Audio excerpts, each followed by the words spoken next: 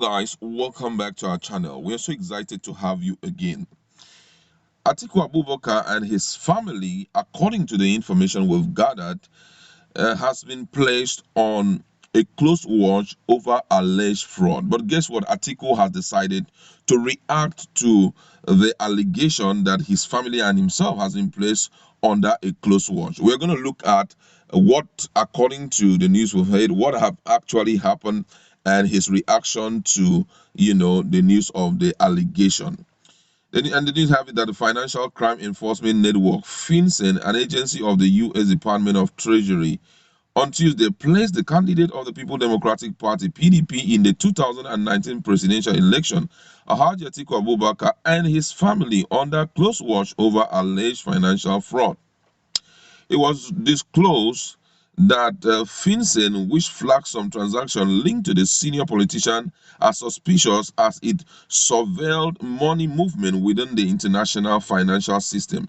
Highlighting how Atiku transferred money from Nigeria to US, the online medium said, and I quote, he said, in 1999, Atiku became Nigeria's vice president and thus created a blind trust to hold his asset in Intels. It was the blind trust created in 1999 that CTCN was incorporated to manage in 2003 with Gabriele Volpi, Akintola Kekere Ekun, a banker, and Uyekpen Osage, a lawyer, as its director and trustees.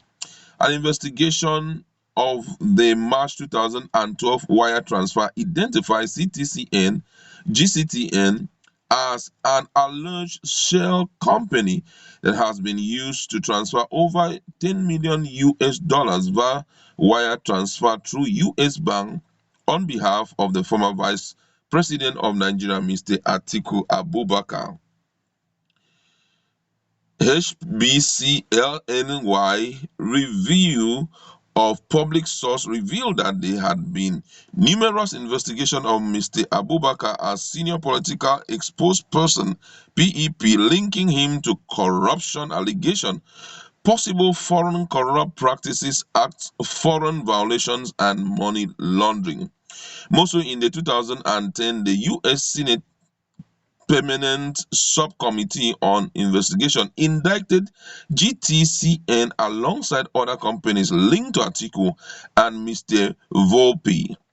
The committee had investigated how foreign senior political figures, their relative and associate, may be circumventing and undermining anti-money laundering and PEP control to bring funds that may be the product of foreign corruption into the United States. Of the $40 million identified in the U.S. Senate investigation regarding Atiku, $25 million was reportedly wire transfer into more than 30 U.S.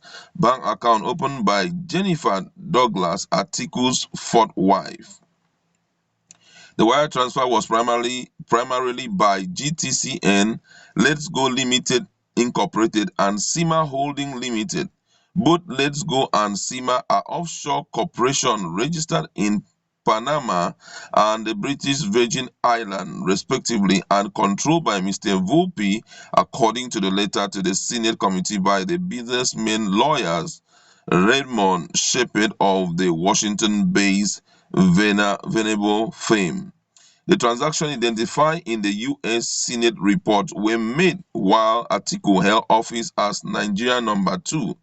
The March 5, 2012 suspicious transaction reported by HBNL NYL was for the purchase of a flat in the World Trade Center residences in Dubai for Rukayatu Abubakar, a senior wife of Atiku, through Tanja, the transaction beneficiary. The following day, March 2012, as the SARS shows, Deutsche Bank New York raised a complaints question in an information request to HBL Dubai regarding another wire transfer between GTCN and Tanja in the sum of $200,000 dated January 25, 2012. This was also reported to be for a flat for Rukayatu Abubakar, and there was another CHF 741,000 transaction to which GTCN and Tanja were also parties. The Flag 2012 wire transfer to Dubai triggered a further investigation which revealed that GTCN had channeled several other transactions since May 2005 while Atiku was still Nigeria's vice president to an account the company held with Habit Allied International Bank London from multiple accounts held in Switzerland. And Atiku Abubakar has decided to react, to this accusation because according to him, he said that it's actually the work of mischief maker. According to the statement, he says, "My attention has been drawn to a recycled and regurgitated lies about the person of Atiku Abubakar.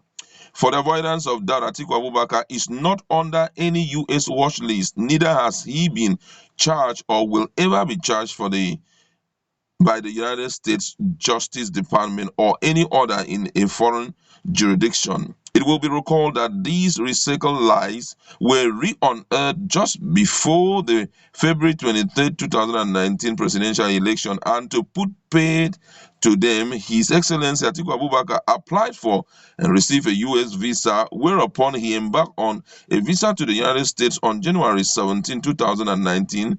He stayed at a hotel just miles to the United States Department of Justice. Atiku Abubakar, in the course of that trip, was also received in audience by officials of the United States government. These new reports are a desperate gambit to recast these discredited accusations.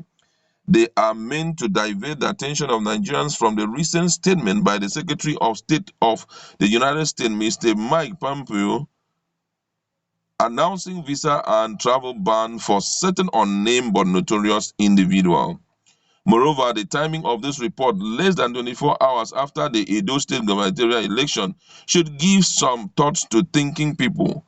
And considering the season that we are in, more of such Jundi stories seeking to discredit Atiku Abubakar would come.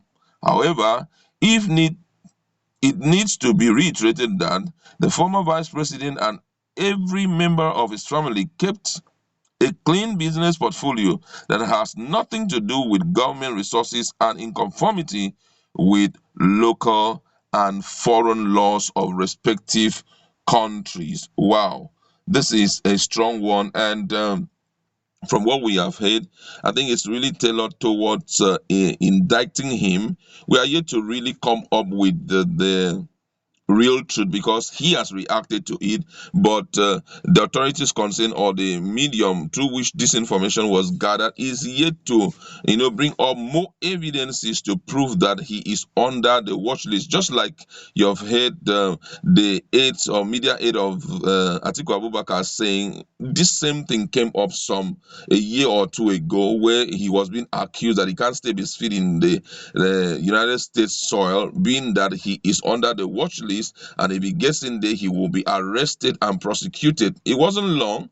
Atiku Abubakar had to pay a visit to United States of America, stayed there for a while, and came back to Nigeria, and that was a way of showing that the story was not as true as most people had perceived then. But don't forget that before now, that he was into some quarrel with his superior. I'm talking about the former president of Nigeria, Olusegun Obasanjo, something 2007 or so. But it was during the time that they were in office. There was a serious issue that came up between both of them, and it was tied around the issue of corruption, where Obasanjo made Nigerians to understand that he had embezzled a lot of money. But with the way things are going, it seems that there is no authentic evidence proving that all those accusation, allegation are actually true. So right now, Atiku has spoken that whatever we are hearing is a regurgitation of the former news, that people are trying to bring it up so that they can spoil his name. Don't forget Atiku, that Atiku had gone in for presidency, as for presidential election in 2019. He fell, and from all indication, he is also still planning to go again come 2023. So everything that can be done to discredit him so that another person can go in is currently being worked out somehow. But however, as the story keep unveiling, we will get you fully informed of the situation.